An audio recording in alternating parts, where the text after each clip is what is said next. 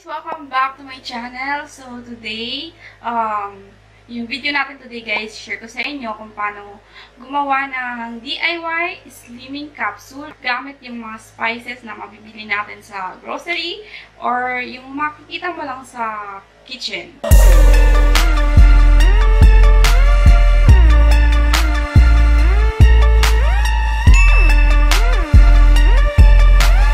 Pero guys, I'm not against dun sa mga nabibili natin sa market. Yun lang talaga, naghanap talaga ako ng yung parang budget-friendly na alternative na pwedeng magawa mo. Na ikaw lang mismo yung gagawa and hindi ka mapapagastos ng mahal. So kung katulad nyo ako, kung nakaka-relate kayo sa akin, mahirap mag-maintain ng product na mahal. So, yung gagawin ko ngayon guys ay sobrang makakatipid kayo. As in, makukuha mo, hindi lang for, hindi ka lang magiging fit, but makakatulong pa siya kapag meron kayong mga health conditions na, pwedeng makatulong. Kasi guys, yung gagamitin natin ay mga herbal lamang. So, dun tayo sa organic kasi siguradong mas safe, diba? So, before we begin with our video, guys, gusto ko lang magbigay ng disclaimer na kung meron kayong mga health conditions, like kung meron kayong sakit, nagpapa-breastfeed kayo, pregnant kayo ngayon, or basta kung meron kayong karamdaman na hindi ko alam, baka bawal siya sa inyo, much better na mag-consult muna kayo sa inyong mga doktor. So, huwag muna natin patagalin pa, and let's get to the video.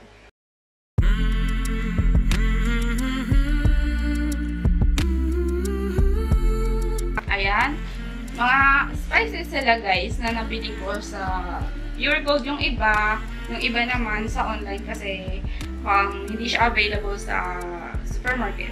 So yung iba dyan sa online ko na binili. So ilalagay ko muna tong gloves sa aking kamay.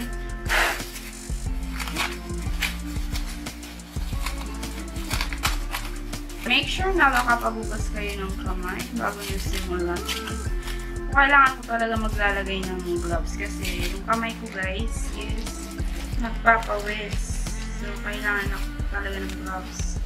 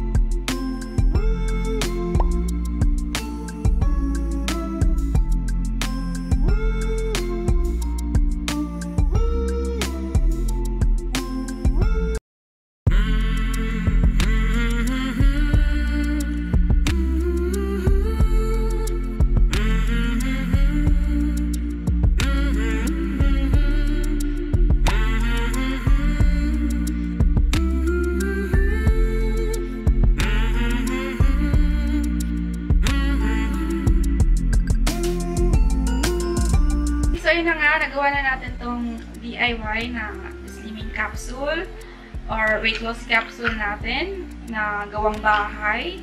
Ayan, ganito yung itsura niya, guys. I'll show you. Ayan siya. Ayan. Every time nagagawa ko nito, guys, yung ginagawa ko ay palaging nasa 60 capsule. And, yun, malaki yung nasave ko na pera.